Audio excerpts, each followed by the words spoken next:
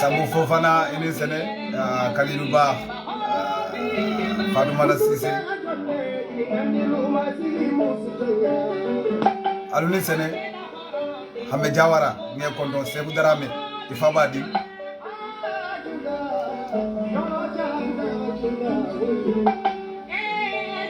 Jibril Sanyang Boy Sanyang nge kondo fo jamali imo kende Hendri Dawo nge kondo Makai Jane Paboy Sane nge kondo Sweden eko nyadi nge kondo Umar Dabo ba fata sana ya fa dunda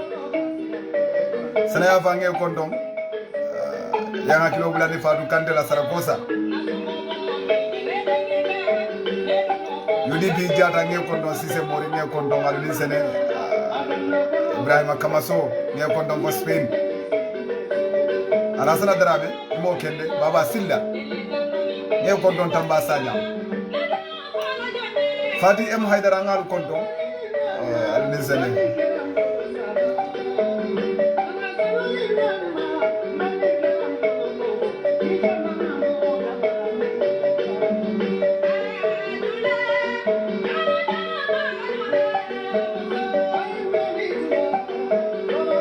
Karamo muni kamara nge kondo e Fabadi lami fangama ngal kondo am skonte aluni sene jobe makaramo muniru Mario Jo Sabati Katuama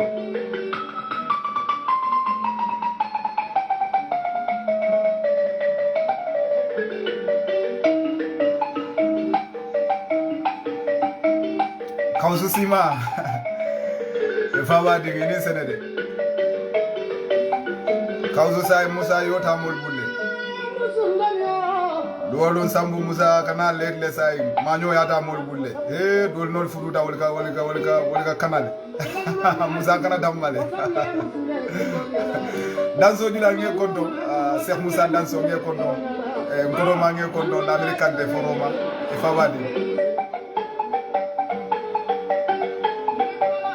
Karamfa Jovema Karamfa Aliou Eske Manjang nge kondo e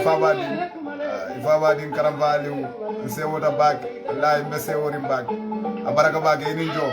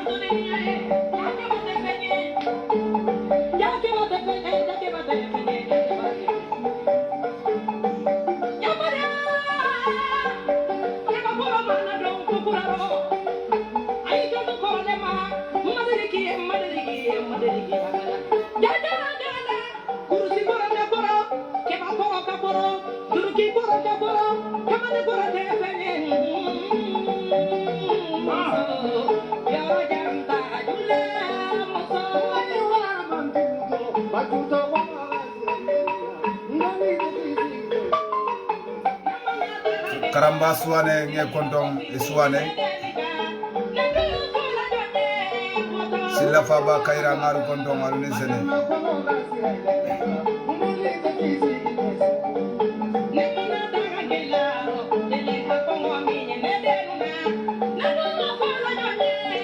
Kaira ba kante nge kondo kante bambangana fo jamari nge kondo Fabadi mule muti Kaira ba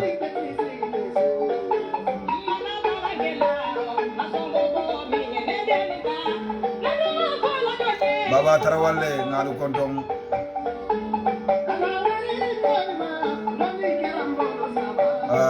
Lisa Cissé Alhaji Lamine ngalu kontong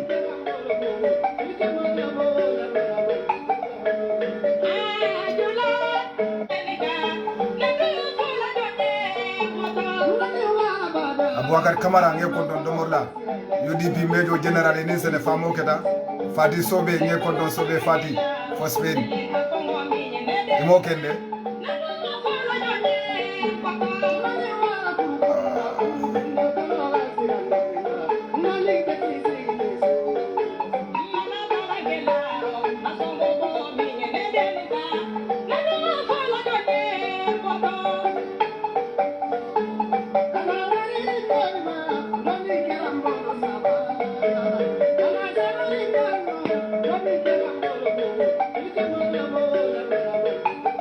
Usmana Mane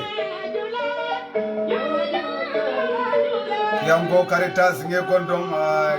agra famod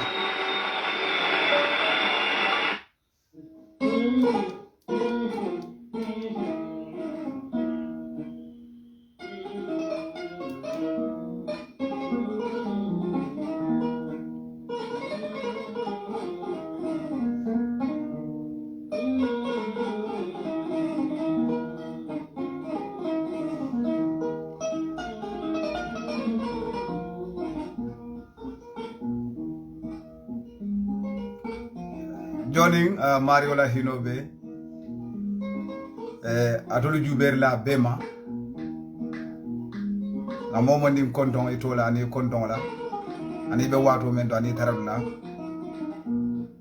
ka fale ko alu nin sene na kachala men kanale kendelu ni watinna be kisani nemani baraka danela la foba Muhammad Abdullah Dimma Aminata Dimma benna da alala kuma kama sindin tolbu anala dimba nala saibe kendolo anim mo kendolo merbula ta wasila kendo noma fo jandi nyora julu yolu albadi ma Basiru Sise kafale ko bi fana nyawala mfutata waletu katia memboko fada finnati tala wandila fada finnati tala arabula ila ko kibirte fe nyawonya bari fata fil nati tala tubabula ila ko kibirtere nya fata fimul bitala fata fimul la miro la ani la jerinya wala ka cham biti woto comme ali aje safari sando nyame ka cham wolet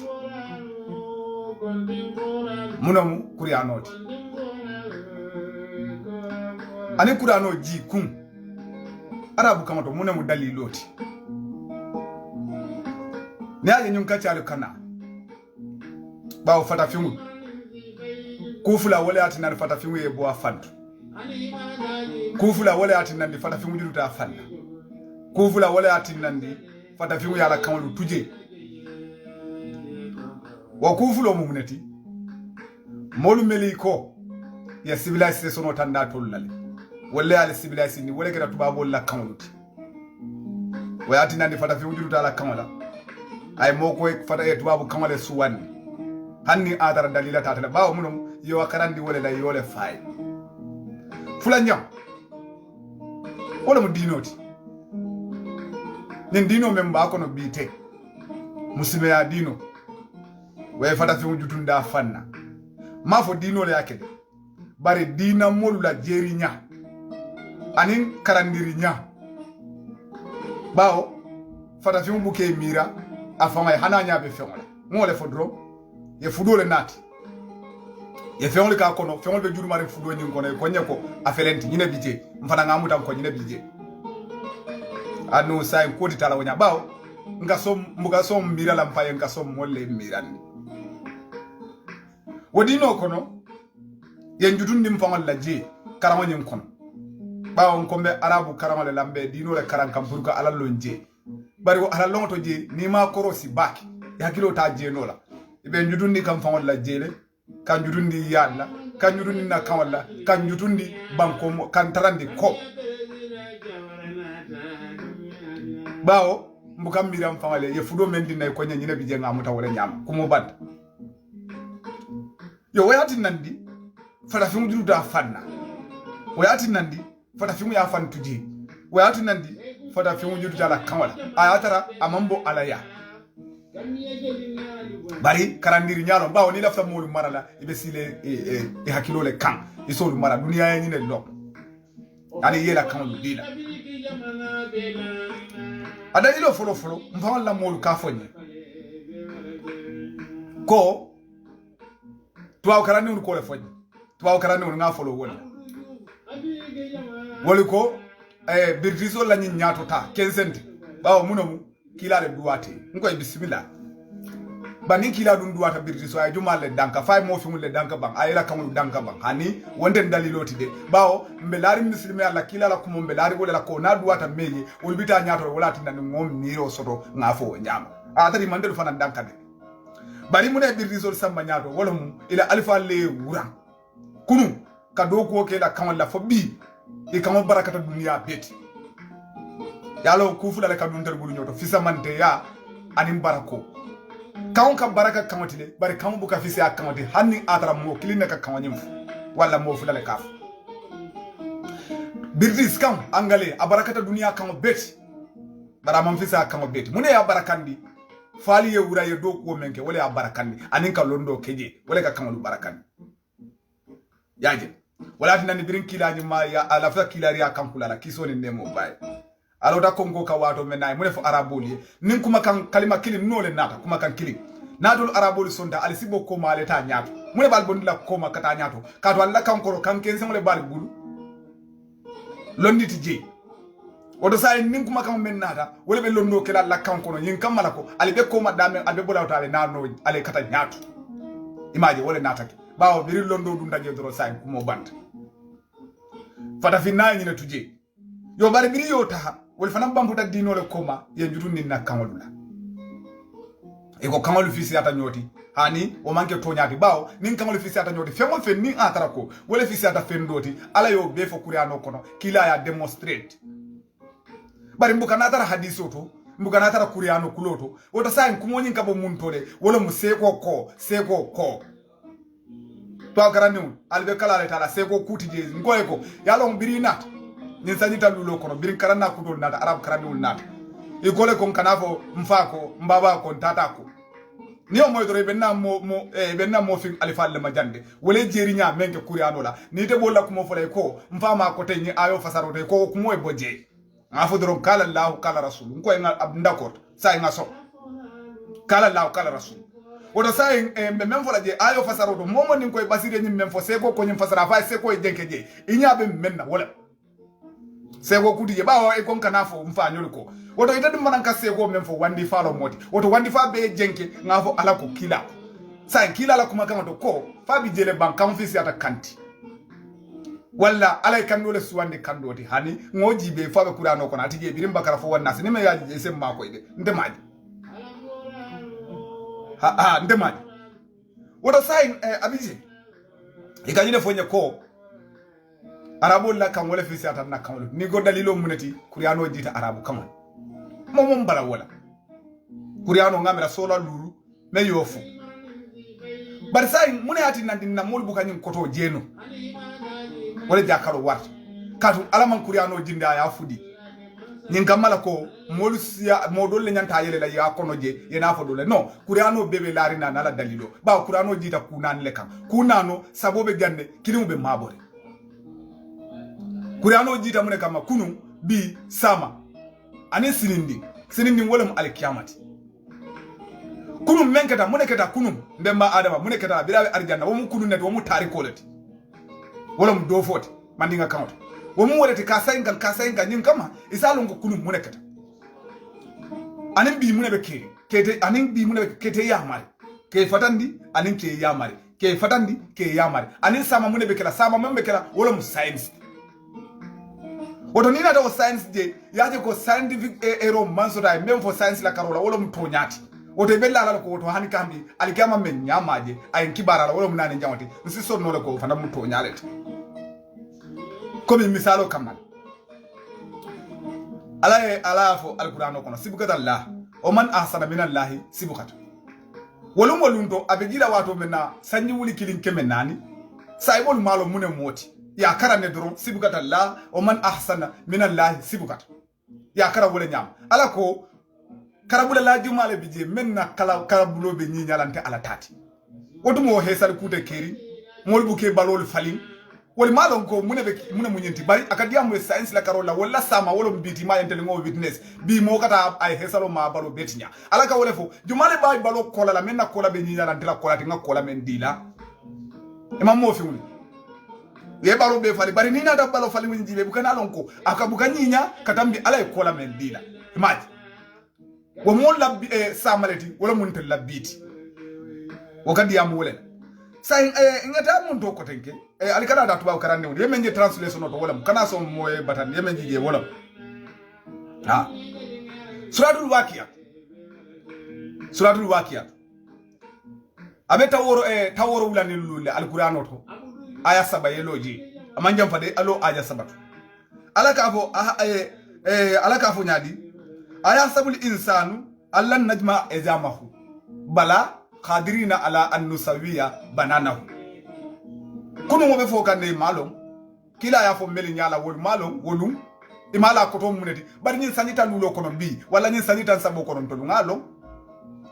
ala ko fo adama dum li yamira ko ni fatante wulin la ban hani alkana o mira ko hanan la nyim bulu kumba meli ya lon ko anim bulu kumba do bu kamuli ya mbabe fitindila mbabe sayndila nyam imaje kunu wali malon ko bulu kumba li bu kamuli ya bi imaje fingerprint nat ngamira election o be Gambia te nela vote scandale ye bulu kumba ta ya tam tubaw duja ni dunda del biaro ne momo ni dunda tubaw duja e ke bulole folo la masim kan ini mo muliya ta nyaawo nyaali kitab ba kilim fa kilim ti nyaawo nyaa walla al kira fulani wulti nyaawo nyaa bul kumbal ne buka muliya wala dina fingerprint nat atar ala yofu sanji wuli kilin keme nani command wala musainsi wala nyante la sama tandila la ko asikeno bi ba woto nyaata sama nyim fanansi to nyaa no le membe kere membe foka yaje so bi ngalon ko fingerprint mo kita fulani wulti nyaawo nyaa mo ni mo bul kumba buka muliya imani bari kuriano mo fi ngul yamuta mente doro wala ni ayo fata doro Allahu akbar kawaku abete wotide kuriano diamuta tarikola ayete hakilu mayandi adiamuta science la purize hakili maya ana diamuta bila ke fatandi ani kasama foye alkiyama mone bije maji wala mu science bari ndol ngabe ka funyo mangake alabatu rango dronete kuriano be manke komi ka be ke kuma fora wati denga wuri nyoka Allahu akbar hani ibe mira la nyim fota dalila jomale kam bi maje o dalilo findita ko moni mola buru kumbane ne bukamulia atara ala yo for 1400 years ago yaje woto sayin kuriano belari nyin la nyam sayin abot aya do fanan nati akadiya muye munela afota melu nyala say bol wolum wol malo ibida mun do suratul rahman ibida suratul rahman aya tan anin kononto yeloje aya tan nin kononto loje kana jamfade e men jibe portugais kama yole moy bang ya angale moy français le jibe translation no membi je wala ala te fem mabola abe ke akwa be koita sai mune ka se go batu munela se go kwa ay kuma do fo e je mentiji ngamera wole be ke ka kumo ayo fo e kumo fo menni ayo fo mamaj sai lo wole bije nim fana mu wole ta ko nyadi maradal bahrain yaltakiyan bainahuma barizaku la yabukiyan fabi ay ala rabbikuma tukaziban ala ko jifula ko jiyo jise atele dada ay barabe ay birijo ke tema nyele kili wokili ibuka ikatara nakiri nyobala bari ibuka so nyoka abe foka dame 1400 wol mamba kulon muhammadu mamba kulon kiso ni nemo bay fankaso fangasi kena baluta le fafata ane mam fankaso nye bawo wol beji siri de sato le kono jite dame kolon fa dio fa soto pour ka sal dio fa mo do ka ke problème modi dio fa soto ke mi o ka ke problème modi sako ka badio je nyal wol malongo koji ba fa be keri walla jise balbe keri fo mel wulita kana nyin tuba du ma fa ka jihado ke kadum baraskeno kila la balu o fanto ane malo be ke saybe jama fata wol nene molo fa ba way mam fankasi kudo yo bari bi nyin sanji mo kono walla sanji tan saboko bi hanna talol mol nyaajere ko rano kam men so wala nyenti ko il faut ka ko jioji jam e ka baaji jam e ka tan napuri nyobal yaje ni be napuri nyobala il faut ka je ko ni buka sonyo kan ni ndon la ba fasita asi ndon nyora nyori ni ndon la ba fasita ni ndon nyori il faut buka ta jahase ko joni jise imaje ala yofo sanyi wuli kilin kemenani wo kamala akoke mun de size o mu size le buri salon ko yara nyin ketale woto sama fana kam men fo asigeno fana mekelal image ko be lari wala nyam yo bari ndel ngabe kafu nyumal dron ngabe ke fonkota atondi kawandi rawati abende kawandi rawati de Allahu akbar ta bentide sain ning arabo be kacha akonye go e boda mundo Gambia folo même fonye wala munyindi ko janninde kana jam moroko aboda moroko le ako janna kana tuwa du jate amira ko Afrika be mu kafirol akate abuluda Gambia Afrika le wala moroko te abaluda wala to fafuda wala dai muso soto wala dai diwli soto wala akane malon ko Afrika misri mo bije fata fiu nengo Afrika me fata fiu lema misri mo bije fo bidate nada tuba dule anendel be sabatiri nyokam akaje nkasale akonye nene malon nun ko Afrika ne on dem moroko be Afrika jam Morocco ni Senegal nyel be naneri muri ako amalo ko yalo arabo la haji den della ko don delle kada siringa memme nyo sabala bun baji ko sure mini ko fandangal ko wala haji suru menti ata fata fim gote wala haji suru menti ata fata fim gote atelle bala tay mo wes kandro imagine nyimbe wudu da Morocco jakata nen malo ko Africa mo mo fi ko misiri mo biji ay nyine nga ko nyeko munati nandi etama arab kan moy ha nga go no ndema arab kan moy kadu manda karab bunguto melta da arab karab muto wali kan moy akonya ha nga gambian fulaje de imamoy bake bari ka hole nga ha ndema karam kan mamoy akonya go my friend arab is beautiful nga fine nga foye kan doje ba memam beautiful ako ha kan be kerine memam beautiful nga kanjo ma kilim fonye ba kan fonye ba memam beautiful akonye no bari arabule beautiful la kan be nga mun muy daliloti akonye ko katu kuriano jita arabu kan aha kumo banta biranyim fonye dro ngakilo ya mako na jumolto jamolto na usasol kanyine fonye ni be kuran tafsiro la kam fangol bulo fan na kan juso bonin na kan kan hammendi wandi kan moyola anin kan hammendi fa jarinya sanita nan bita wandi kan karan faga titarindi ka wandi kan fo e ba fo dan dembe yentama moy bare ka titarala bawo wole fonye ko nyine fisata nyine ngaji sora jumale yo fo du fo kuri anoko ay suradu yusuf le fa anu ni suradu yusuf balani na karana jamale bulde usas alinga nyolam moy ha morolu jang alinga jollam moy jamu critical position barat jamu dulati me yalon ko asimo bula joy yakono asimo la kan bula joy yakono asimo adama de fanga jato bula joy yakono o dali nga nyola moy ngo nyim fasaro be larin kene balet al kagare ayo kumandi dural ka dandi bulato dam yar wari wala ngole fo fata fingul mole kan de jeri ni tel bu kam miran mam fay non da adali lo be larin je fanto ale alquran no yere suratu yusuf ale taje kara tuba karam nu alda suratu yusuf abe ayam 1 sura 1 alquran no so yam 1 eta ayo suratu yusuf altaji abe suratan nim fulale imane je kana jam fadro yelo aya sab awole ko nyanye araboni inna anzalnahu qur'anan arabiyyan sai kalo arabiya ayo manfuta mune ke londe arabiyyan ni mallafi modole nenela ni mallafi modole budala ite batola ngai kana lojede la allakum ngoto futanda ngai takilud akonya ha ngai sa ko to munete ni mange ko ngakuri hano jinni arabu kanwala kadun adele fisiata kanwalo be o da nyato wala na atara wala ala la vita wala fula abole fula nyato bara ko nyadi inna nde ndolude anzalnahu ndele jinni roke kuri anan nyin kuri hano la arabiyan arabu kanwato la allakum tumando bato atolu takiluna al sahgiloso adam bujelete baral se hakilo soto munto tambi doron kana loje de halsa ayo tambini doro yeta aya nanto ala ko nahnu nakusu alayka ahsanul qasas ako ita muhammad ntolu mina kuma kan le fole wala mina tariko le fole do fole dofo can you imagine mandinga musuke bae mandinga dinul kafunyoma mel man kam moy akoy gon kanan na dindiya wala tariko le sandi ni sata wolo ta nyame ayabe fo fula kamala is that make sense mandinga dindiul ma fula kam moy atabina sata wolo nya fula mandinga dinule awobe fo fula kamala fo essence megle no muna nandi ala nyanta diyamula muhammadi ka fa ngana yusuf la tariko le foye ani musa la tariko ani tarika do men bebe kurano gono kebe foye ay na diyama mandinga kamala fo essence megle hani wota wala nanda kay ngajindi kan ila kanwaletu nyin kamay sina haklimaya munto mina kuma kan men fole wala nanda kay nahnu nakusu alayka ahsanal qasas bima awhayna ilayka hadha alquran wa in kuntum min qabli la min alkafirin imaj kadum binaji men fole muhammadu itije no amanke nyala wotumo ibe finirin munna yusuf la ko man fellonje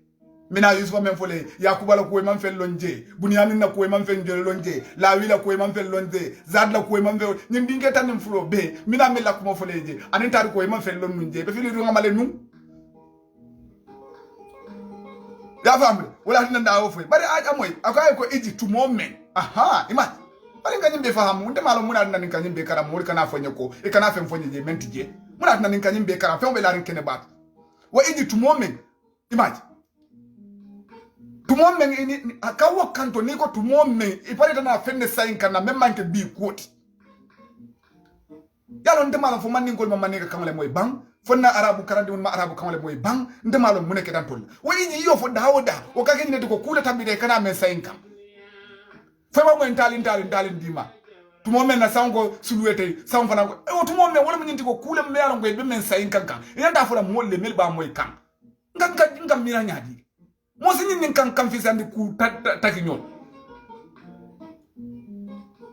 akay tumo men kala yusuf li abihi ya abati aha inni ra'aytu ahada asra kawkaba wa samsu wal qamara ra'aytuhum li sajidun iman ala be sain kan diron yusuf e nyine fa famay sa il faut nem fisamante ya kule be nyobara ba hanite nyo bari molle ke jerindi anu molle ke afrika no mun tumale mbe mira lam fangol hakilo mun tumale ni kura hano mosi kawandal afrika jang ima wandi moto fo yena jamano dada bari na molbu ka kawandi no kuri ano la jang kawandi molu dada na jang yem fangol dada na jang yamre be dada no la wandi mola atakela de bari sa biray tariko befo muhammad ye fa pareta yusuf na badi mun kita nyami fo yusuf man se ata nyami fo yusuf la kuma la bon ay munef birim abetar ala fon betari go bankandami soro nyi nyori de hanisa inde saybe sawna bita la bandula aya keme aya killing yeloje ako yusuf ko nyadi ala ko yusuf ko nyadi rabbi kadi ataitani minal mulki wa allamtani min ta'wil al ahadith fadira samawati wal ardi anta waliyan fid dunya wal akhirah tawafani muslima wa hikni bis salihin ako yusufa yinef say yusufa tari go bandaja say ala fama bina diamuga je la moyde say yeta aya kemen tanim fula yeje jibe jaliga ala ko nyim mengete min ambayil ghaibi nuhihi ilayka wa ma kunta ladayhim wa iji ma kunta ladayhim iji ajma'u amrahum wa hum yamkuruna ala translation oji be nye fonkola interpretation na wole foje interpretation ka ko interpret ala ko ni manke nyala muhammad ni muku nun ni wulete tema manke te nyala bari nga foyele la kangoto ka interpret ala angale translation oji be kadum amanke nyala bari nga translate le ka bondi yusufa la kangola ka foyede la kangola ni ngam sa don ko muneke ta yusufa na la modula wala mu dalilote alqur'ano nyin jita nan arabu kamala pour kunu menke da ko foye la kamala bari sa en kanyini beje kana fi samante ya nakida amin to mafa ifo to lo bal ala ko nyim be kitala manke nyala de wala tan ngana ti nan ka interpretite ka translate ye ka je ko ifo sa lo ngo kudu mune tambira yusufa na la mo nyin kam mayte se ya ka wonna alin mune kete ni tem kumo la bango jibi sa fi samante ya la jam e dum to jela jawo na mo fi mun nal be mol bula batu al mol batu al molu batu bawo batu wole balitu kabula molu nomado wole balito al temira la le faye mol le baltel mire mol yal borindi de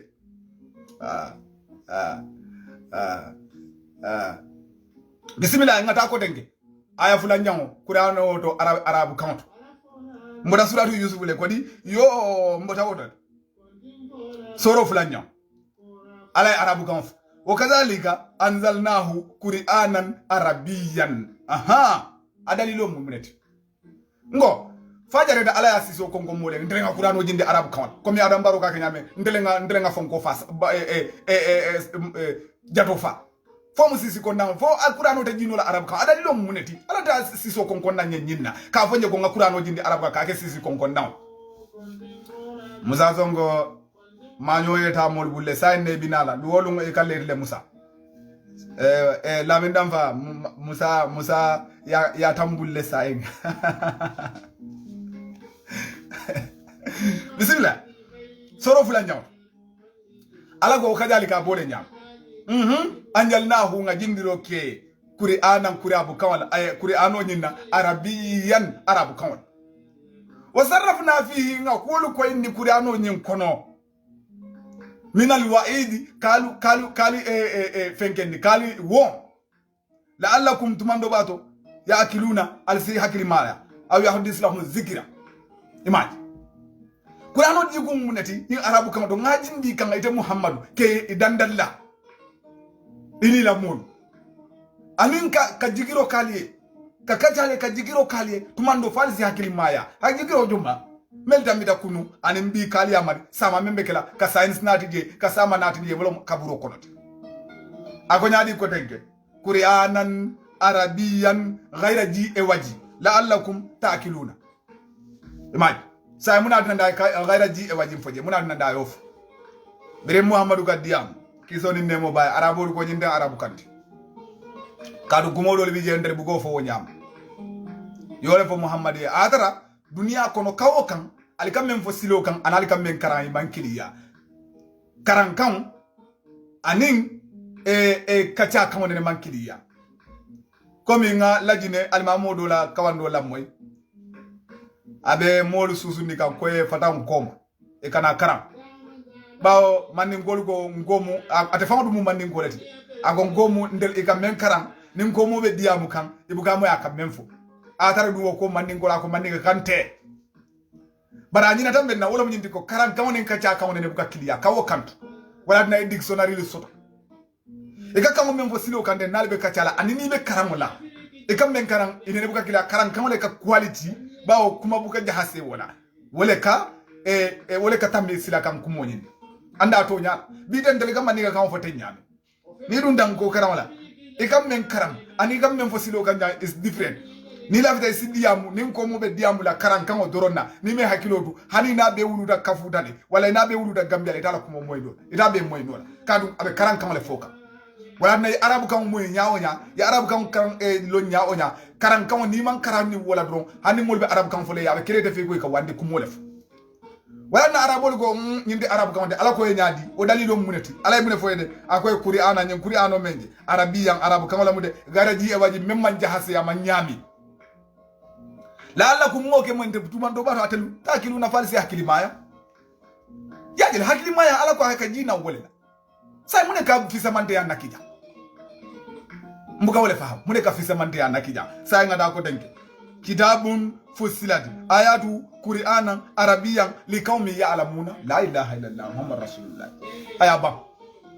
kone ala ni ngoya ni bulada ala noma kumo be ka seneyale ba ni be seko le noma ini molbe nyola dron wala nande ngam famo da hande silam ndede mon seko ko arabu seko ko kambule batula ndede ngam famo da hande ndede mo batula ye famo be larin kene batu silam kamune batu je ko tek fo ajareta alayta ayo mabo fo arabu yo bondintele nyoto mune jareta alay wala ala mo yakko tenge kitabun fusilati ayatu qur'an nin qur'ano be koyrina be senyal ayatu wala qur'an ayolde qur'anan ala ayolde qur'anan arabu kamolom li kawmi moli yala muna meli yalon be man problem soto bari meli yalon la alakum ta'kiluna meli yalon kali yamal kali fatandi ala ko dorone fo yamanin kan siti nyobal muna nandi kan kanaja la fo rejin kala usas afa al kana mol bulo fa please al kana mol bulo fa wa asai soro nani jangoto وكذلك أوحينا إليك قرآنا عربيا لتنذر أم القرى ومن حولها يا جل أكون عادي وتنذر يوم الجامع لا ريب فيه فريق في الجنة وفريق في السعير إيماج كم بقى فجأة هذا ساي نمو قرآن ولا تيجا من كينا يتم محمد كان عرب كون قريسمول مسلند kamol masilane kamol hakilo bulade ke ka kumol foye me ya tambita kunu ani membina bi ani sama membina sirindi membina ani nga to dan di roke membe nyaati lim lawten wala mu tawrat kalon ko tawrat soto dale injila soto dale zabura soto dale nyin kidabol mel bebe keri kebe to nyandi ko ngil be mu to nyanet andu lumena sila ala tala ko memolu be kafula nyoma sibla killing keri te wol lungula jamaadol ngol sambala arjanna jamaadol bije ngol samba jahannam imaj adali lo moyti wala ta say muhammadu mu arabolti ngamen nyine ngaye arabo kewnyina ngaye go say nabole nyama ni muhammadu mu angaleti kurano be kala munela afan ko nya angale yalo ni mo wala nan kayindi yalla tubab karani pour al sake we ponoti kidoti nimme ya fale arabu lomba arabu karandi nomba aliyanyi use banni manyi londron iba fole do be sondi bari birin ngani be tandanga apare tam kay go say ni muhammad keta e british soti kurano be jira muna akonya british kam na mu chinese soti du chinese kam na français du français kam nga fo nu fi zamante ala be nyobala ba ñini ngaro la fan ko ni hani yo kumo banda la ilaha illallah soro lulu njam inna ja'alnahu qur'anan arabiyyan la'allakum ta'qiluna alaka hakilo doron ne fuja nga qur'ano jindi arab kan la pour al hakilo le soto ba hamuno mo alfanyol ne manki annabiyum meti mo manji yali kam même sal silandi alanya woto hakil datel lannu wala nanga muhammad kinal fa Allah mo alla arabu dim ka arabu kan faye nyin kamala sal kalamu tan alaka fi zaman de ala bi jam ngaboto ko sila moni atinandi ko tenge bita mundo suratu ibrahim lo jede adebe suratan anin nanile yeta ayatan nanin nan ay aya nani kana jam fadru da aya nani ala mo yabe diam la ko tenge ala mo yabe diam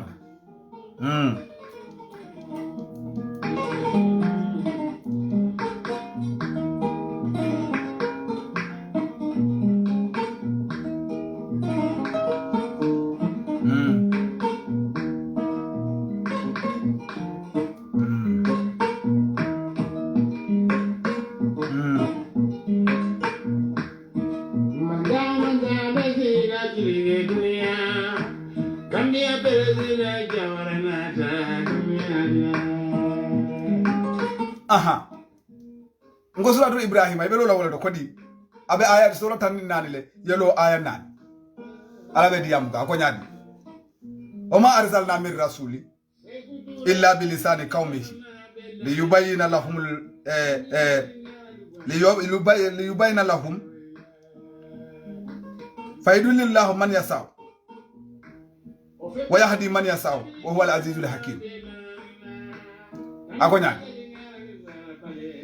o ma arsalna min rasuli abedi am ga kilay man kilari am mo koten kide kandola mam musaki ambara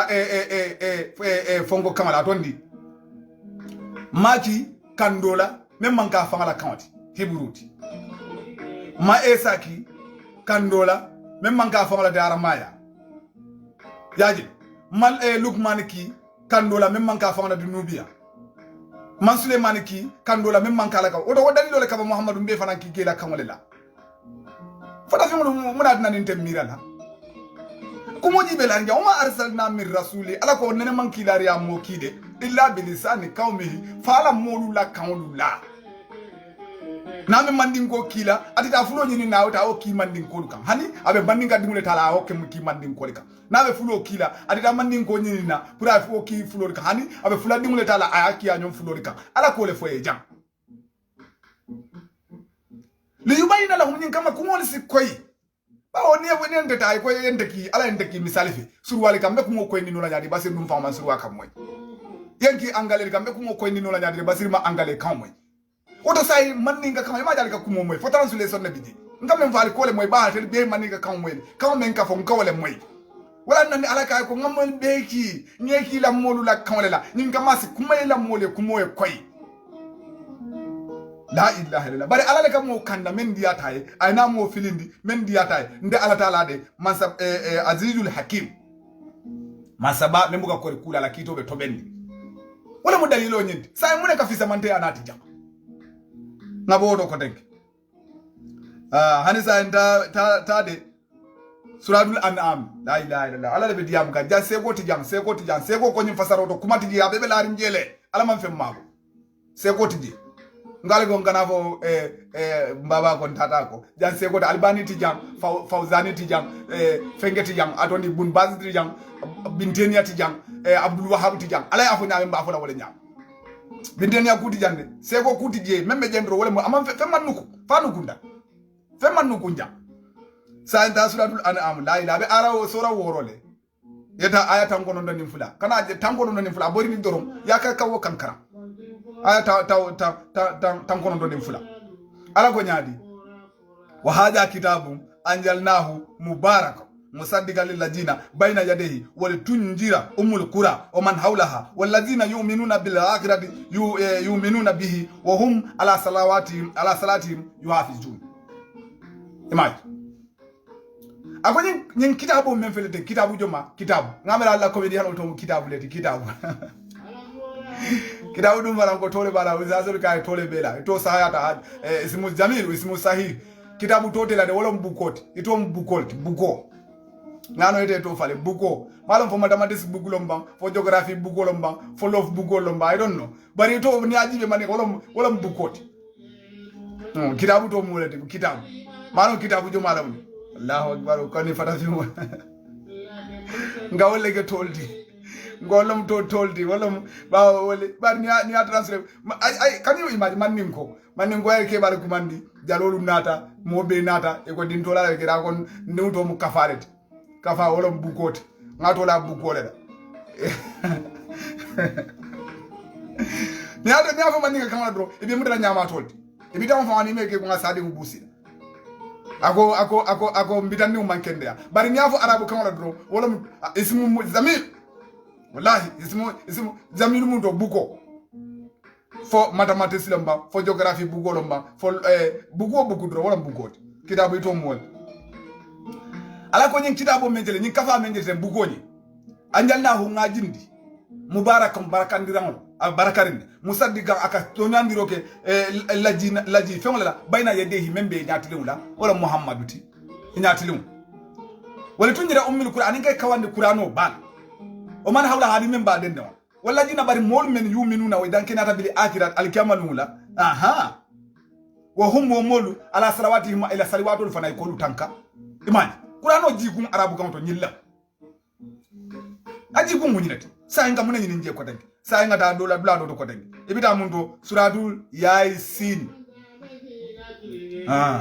suratul yasin ele lola wala ala yelo je doro aya woro tanzilul azizul hakim litunjira kauma ma unjira abaohum fahum gafilun ala moy ngani qur'ano jindile ala kitol betlindi litunjira kauma kam ibe mol muhammad ite ibe mol le kawandila ma unjira abaohum fahum gafiluna kuma kam manjinu melu famal kam otu mol be filirinne jomalu fama nyol kam arabolu kam bawo nabiyo me manki kam ifa nyol be num filirinne imam fello dina kudo jalam bala wotumo kaba fam bala jalan keme sabani jolle biji ibe jalam batole lanum wala tinda kay ngeta kile pour nyin kamayte fa nyol kam bawo e fa nyol kam manki la ya monu kinu kam bawo manki la ya mu kinu kam oto ngeta ki kanne pour yeta yekumo koyndi nabodo ko tanki walaw anjalnahu ala badil ajamina fakarahu alayhim ma kanu bihi mu'minun ala yole fojede ala yole fa akonyadi ninganyin kuriano jinninu abe diamu ka muhammadi arabolu tanole kam meli manki arabolu tinu nanyin kuriano jinni arabolu tanole kam meli manki arabolu tinu ha inata yali kawandi yala atulu arabolu yali kawandala altetson image ngakurano jindi manninga kawala manninga diwe sembo so da arabu du ay arabol kawande kurano la ala ko altetsonna ngaki fulole kan fuloeta arabu du ali kawandara arabol altetsonna ngaki tubabol le kan altetsonna wala dina nga muhammad ki ali fonkan ngakurano jindi arabu kawala ali fon la kawala nyinka mali si son imam ko mojija bari alhamdulillah image fata fi be nyum kurano la ye baro tuje ye londo tuje bawo karamale be keri lonni ten doliya karamale ben doliya o karam fa dum manna no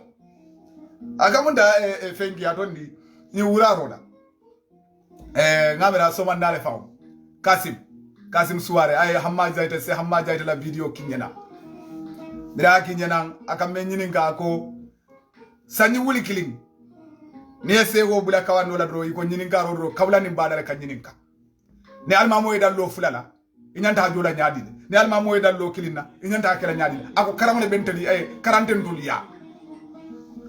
se hamma yo refo sanyi wuli kila ko quarantaine duliya hadisa en sanyi wuli kiling mol manyim lonno de e kay go memba bala o kay go bar karamu be siare e banko kanada kay karamu la siya dum fole nin karamu kilinti bang ngani onyini nka karambu me bondi Gambia itinda dawda ko be Arab school ni mulo la karam hani sa kabula ni bada dum mallonno ali kamune dum karam nda molelo mune ka karam hani sa modbe nyini kala kabula ni bada hani sa modbe nyini kala ni alma moy dam lo fulale nyanta do la nyaadi ni alma moy da woto be wrong position be londo nyini ngam fende la me alon ko ntanot wala muto nyaatu wala na alaka ko ninga modol le jid kinum arabu kay al kannum maki al fangol la moluti alta sonna ador arabu sa ibida mun do suratul namul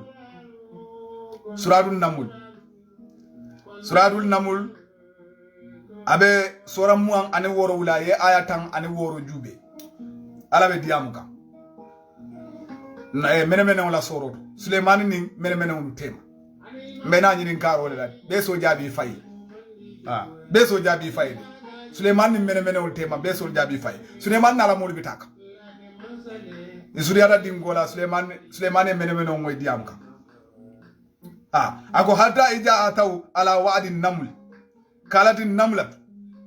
ya ayyuhan naml udkhulu masakinakum la yatimannakum Suleiman wa junuduhum wa hum la yasuruna mat mene ko ala moli ko ala dundin ko Suleiman ala mol kana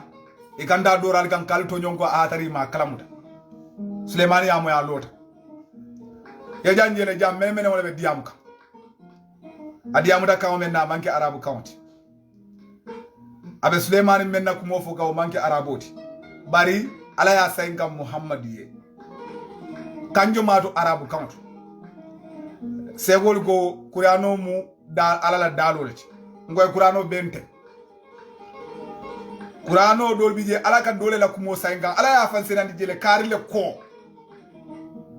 say muna tan ndinde ba sayinga kayte Muhammadu pour yalo menketa dum nde mo fode karile yafo dima ja ko hatta ija wa ataw ala wadi namulat astaghfirullah ako hatta ija ataw ala wadi namulat hani fo ifutata jomalu Suleiman nyol ala ko ndema fode ala ko nyaadi fakala din namul mene wone ko ndemo fode ndebe translator le la jankavo Muhammadiye he ndo la molu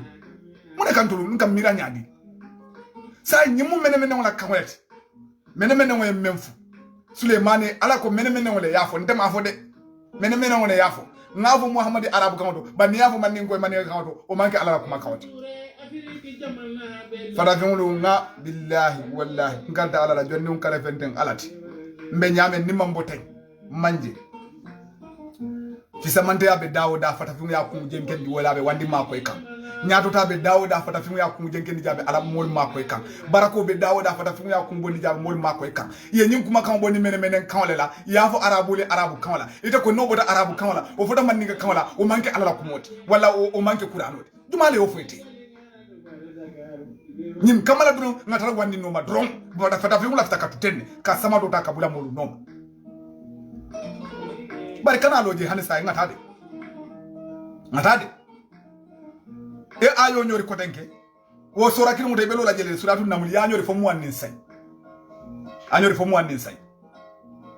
Suleiman birin ala kuno nata musu mansa muso kibaro fay nengera Bilkisa Namoda Ethiopia jango fale aboda Ethiopia ning Eritrea nane oda sade remu bije ka daben kuma a game la aboda sade oda la tato bije fo 1974 ngo fon jam mansa musolo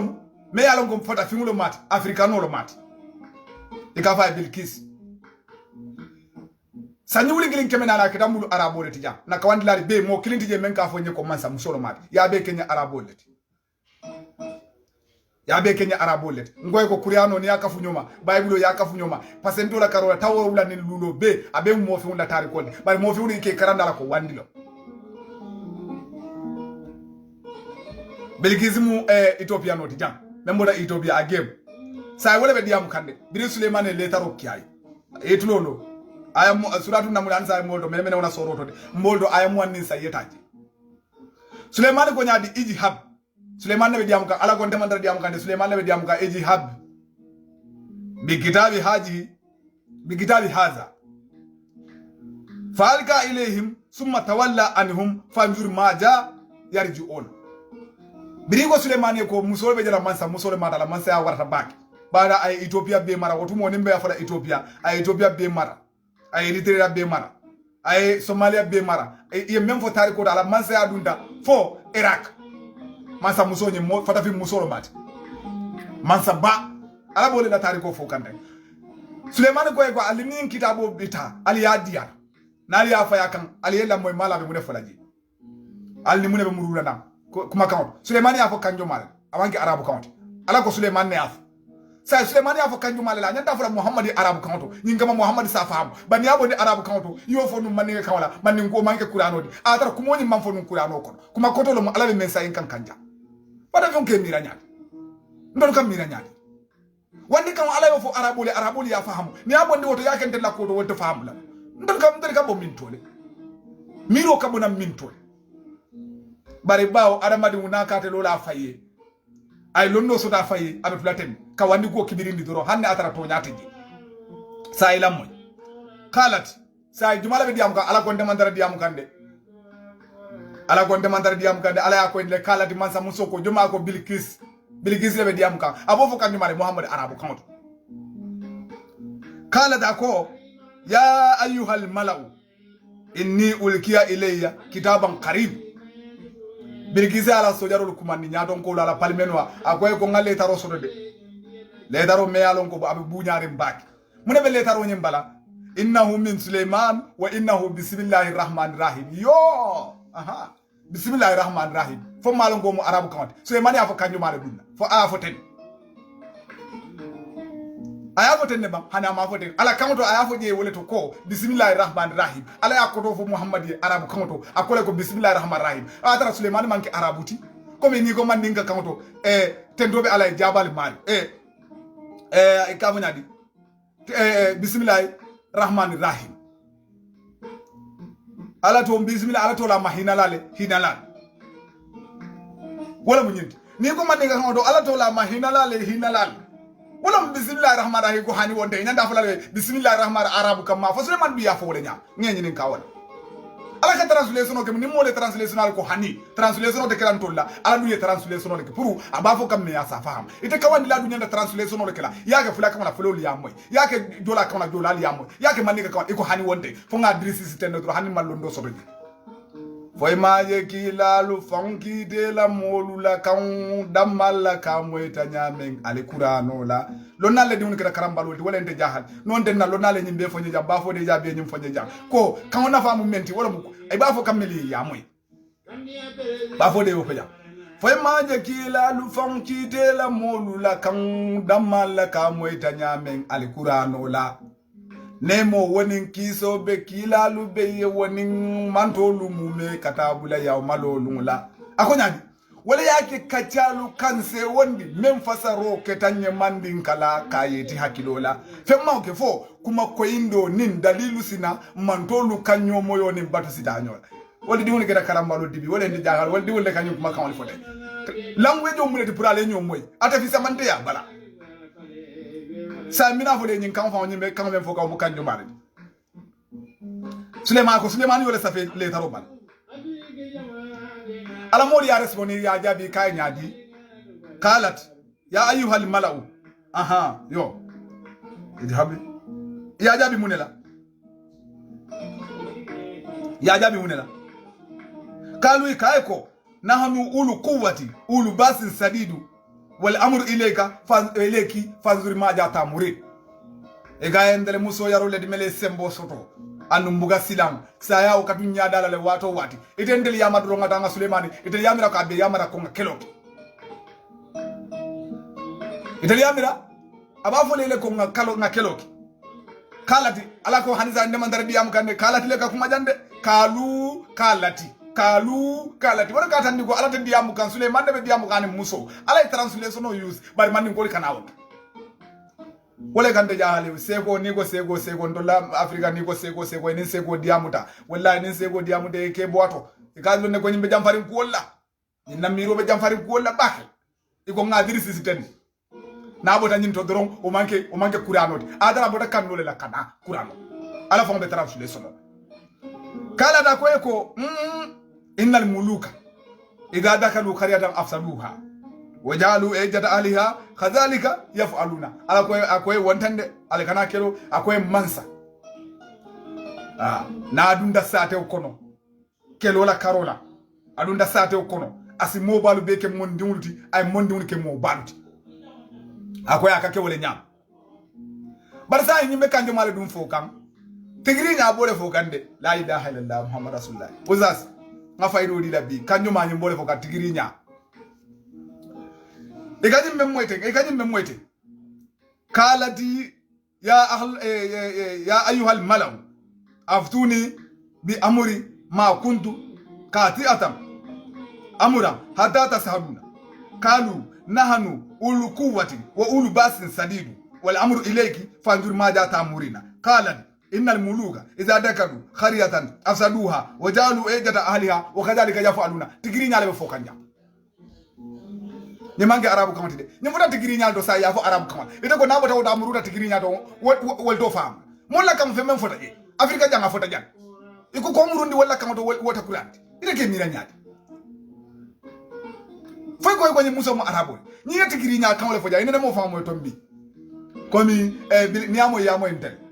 komi bilgisi mu tigiri nyal ni ayo me ba karan kante te kasalala mon lu nakka chalo mo nyenti kafiru wala kajay be salika wala la janti itela salila ngolo moy itela arjana nyini ndawlo odumo nyim dum kafiro le ti folode amanke muslimeti bilgisa na la molu la kacha ite wala ka kura wala be kura no ko translation de arabu kamoto ya di tele te kasari wala bi odum be kacha le la wala odumo kafiro le dum mati bari ko namuru ta wati giri nyala dro wondem kura ne to wata alala dalo jumale o foy fo ala ko en del nganyum ala en translate le mo le nyim fo folo ala ya translate ka fo muhammad en kamala ko asa faham image bare ndolu nimmo buke mira faye wallahi problème o doro kela mol so problème o doro nela wala ndel so na lonna femba e buke mira man kunun dal fode kunun dal wala dunya bi ta kan nyolal wala nani yen tolu bambandi yen na kontonglu bambandi yen na adolu bambandi yen na fem be bambandi bi tal wala nada wala mu tirim bam fode wulati ha wala mu tirim panti sa hani sa ngata de inshallah ada saya ngata de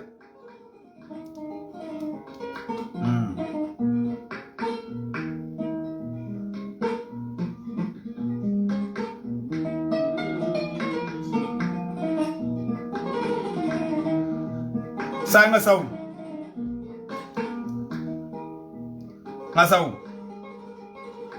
ebira suratu imran eloje ala ayajol ayatan nan woro wula yaloje ala ko ya bani israil uzkuru ni'matillati an'amtu alaykum wa anni faddaltukum ala alamin wattaqu yawma la tujzi nafsun an nafs shay'an wala yuqbal minha safa'atu wala yu'khadhu minha adilu wala hum yusaru aha ala yole fo jam akwatu bani israil an ko alu nanne mo jayi ngane mo menkali wa anninde ala taala fon fadal dugum dele nga fisandi ala alamina da fe wol beti ala ko bani israil an ko lu yala nemo jayi kadu munam ndi ala ya dal fisandi da fe wol beti nyemu translation olet usas nyem kuma kam be bible ko ni ayo men nga karante bible ya soto jannin kila basom jalo ala be nyim foka nyuma ba foka nabila musa mu jomale dina afrika no membo ta jam membe finni ko sudani so be finni nyame musa men ko sunyo be sudiyari ko men denite ko sunyo be sudiyari nyame membe finni ko men denite be finni nyame ala ka fo wole ko ite musa ni la mulu ngato le fisandi da fe mulu beti kanjo mal bari ala translation o kaje ko translation o sani sa en tuwa karani mo mi beddin kira fole tayje sajba tayta bible ko book of Deuteronomy chapter 7 verse 6 ebeni ayo tara larindi mba fo kan te nyame arabu kanto atenti mala be bible ko ni man fata fen ala ko ete musa hani je fana ala la fo de bible ala ko ite Musa ndelenge fisiandi inila mol fisiandi dunia da fangul bet yalo nga fo e bible e kitabu e lulle kafunyoma e mento lay ko wala Musa la tawdata book of Deuteronomy ya bugululu yole kafunyoma ko wala tawdata Genesis, Exodus, Leviticus, Numbers and Deuteronomy nyambugululo yole kafunyoma ko wala nabila Musa la tawdata ani Injil ani Talmud bawo kitabu sabale babu nim kuma kan boldo ni bare ta doron ta anta ko manjare ta doron internet ni bible table book of Deuteronomy chapter 7 verse 6 ala ba foka ko ya bani Israel inni wa anni faddaltukum alal alamin the same oto nyimo translation de membo da kitabu dol kono ka fo Muhammad mun kamala asa faham bare ndalla mo ko hani no translation ba munom la fabula mo le no akonya di ko tenki wayji kala din malaikatu eta mun to suratul imran bi jelede anyori ko tenki ayatan nan nim fula wayji kala dil malaikatu ya maryam inna allah astafaki wa taharaki wastafaki ala nisa'il alamin ya maryam ugnati li rabbiki wasjudi warka ma yaraki in sa ala be diam kam maryam ko maryam hanisa en kana nyina fata fi muso nyi mbole male kuzunya sudun komi atul musolu na musolu al kuzunya ka sudiya nyam ndama la muna kalbula kundunya jallal falma mo fi yala bali wulelo yalo nyine enter soto bawo na kawandla ye bontole ye njamfa ye wandi multa na karannalu melta tubabu karamala wul fana ye bontu ye wandi multa ye namusol judini fangla ndel karambolo ye ngi karamuta balolti fata fi be fata fi yala fe mage fata fi wala docteur e ko mele docteur mel nyanda julo bolantelu nungla wolle nung sit ye ndi mol non de fata fi ya bali umembala fata fi musu ya vali umembala fata fi muso ikaja juduta kunsunyola ayabe lije fa pareta ayta kunsunya do laje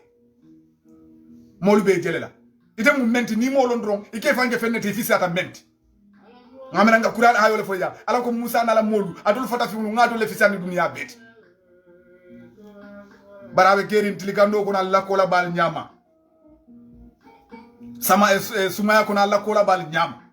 alifata ko la nyimala ala ko sibukata la o man ahsana min allah sibukata alifata wala ya turo bawo wandi ko la yole fale kale wala nyinyata fole manki wandi kunsunyoli yole fale kale wala nyinyata ara ko ite ko abe bible ko na be qur'an ko ngata le fizandi dunia bet munamu nabiyo mo ha fo be tawro wala ni lulo ngabe di yatalu lela bare alta bawo na mo le njamfa o mariama nyi hanisa bolla e saba ma fata fi wuro ko min deni tebe jam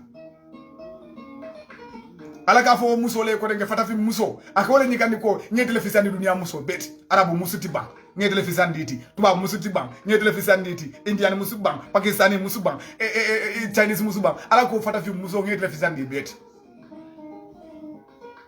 ava kanjo mal kadu wal mangi arabu ti bari ala ba translate kanjan ala ba translate kanjan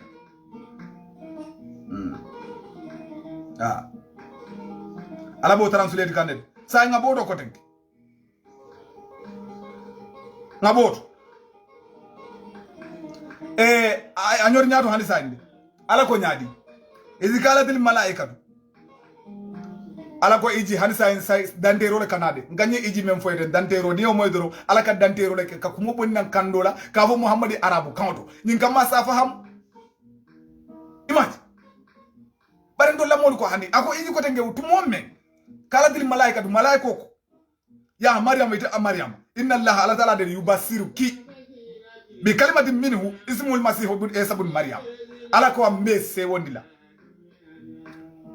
yubasiruka be se wonda bi kalimatin kalamola minhu membo bolati ala taala fa ma fa atobe kala e salidi masih isa ibn maryam wajihan fi dunya wal akhirati wa min al mukarrabina abe kala jihadi la dunya jam wala mo kendolati kabiri dunya jam fa al qiyamah anno abe kala mo leddi melbe sudi ala alaba aya fa kanjo malema translation o arabo le la jam mun kamala muhammadu safa amane arabo bara manke ko nyanda tula arabo kamon la ni a translate kawo kana o manke ala ko mode mo ge mira nyaade wa yukallimu an-nasa fil mahdi wa kahlan min as-salihin wa min as-salihin kala ako moy asa ala moy ko de ngako kala fata fi mun ke mira nyaade kala ala moy ako kala ala ko ntema nyim fode kala maryama le ko kalati maryama le ko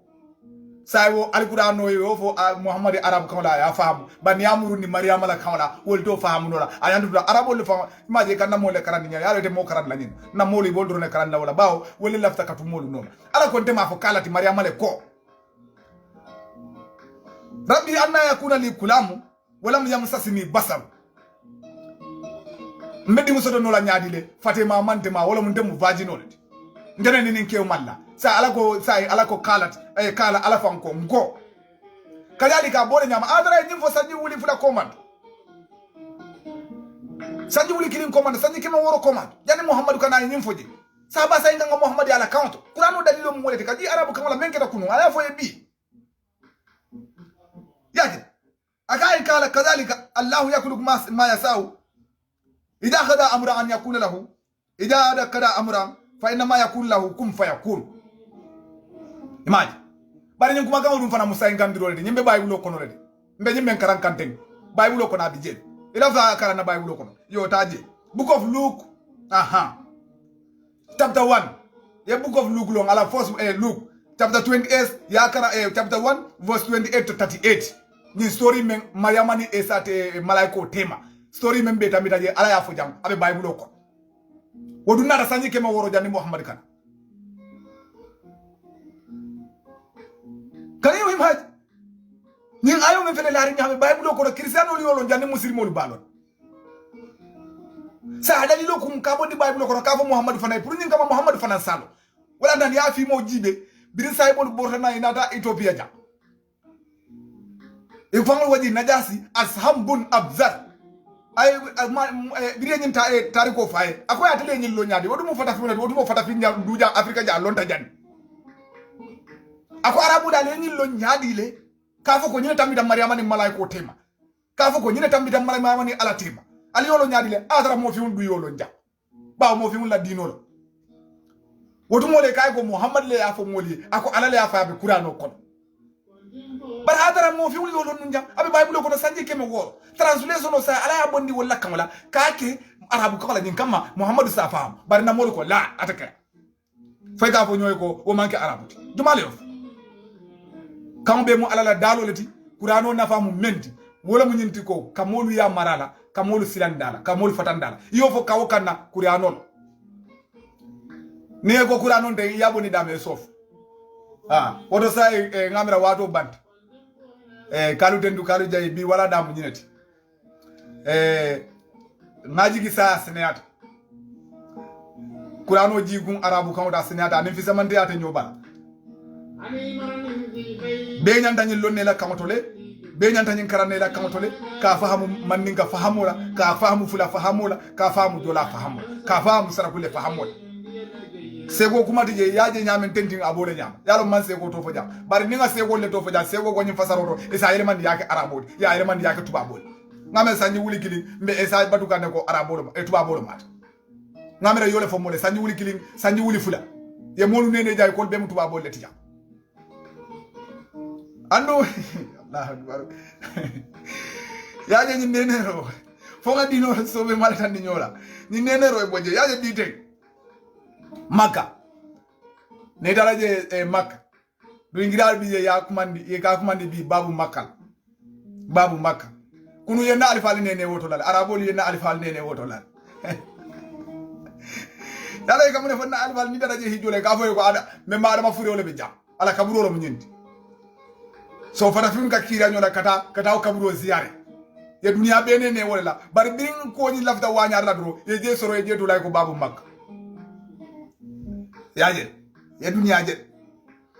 alife on vembe saudi ali alo ne min tolom babu makati kunun sanyi kema komando e ga fo mole ko adama le fure be larimbe wadar fania nin kitabu sifal yolle safe ke jurma molka ngoy ala be karabaral kana so ngabel yen problème même beje na society kono me nyo son kandila me nyo hedla wani miro dro ala la kumatije ye nyiye mira bagili fakili woli ka kuntu e be misri modi munam mira nyale fatata ani modo e teria ani ne mam mem faje anyala bari la miro lom clear ideology ala be karambare gal kana la be la arabo le nene jamale kenna de ye kitabu jamale sabe men den to nyati de e kitabu jamale sabe men tan to nyaati de yena mo nene jane ko adama furewbe je e ko nuula kulum biro wulta atata lo kabal atata lo saudial musa nyori furewbe adama ye nabiyo mo beto ngoya sila malon fo ni fatara ke kundu kundu le de bade kababa mal hani nabiyo me wuluta jam me wuluta sudan jam ise nyungala ya samba e ko be kabal ngoya ha odo mo le dunono kadu hotumo pilende geri mala ko kundu kundu nyaadi le ta bade kam arabola li sabay ali sabari nim kuma sifal juru mo be kurano kono mote membe sambanola men tambita lukman na dimulu tema lukman ba dimulu yamar la wato menna aba fo le ko kuma kama be jawma wala mu alala alamalla fi menna wala mu falola kuma kama wo lukman yo fo nubiyan kamale o manke arabu kan dunti lukman me wulu da jabe finni ne ko donato be finni nyaan adi amuda la mo le nubiyan kamale south sudan ala kuri ala sorobe kuriano kono mo fi I beautiful yamarole ka dimuna je yabuneya bi yaso de yabuneya ba lukman bu ka fo yabuneya kanu nubiano la kan manke yabuneya bari ko niyo muruni nubian kan o manke alala kumoti wala o manke kurano jumale mo se mirate nyim femme fo tan na kamala sanyi wuli kilin commando wala sanyi wuli saba commando ala yo sayin kam modoli yo muruni ndela kan to hani bi iko wonte woti juma se mirate nubian kan be kere han sa nubiano be la kan fa lukman bote tele kono ila kuma kam ala ya fo muhammadi arab kawdo ban yamuru ni nubiyan kamala do wol do faham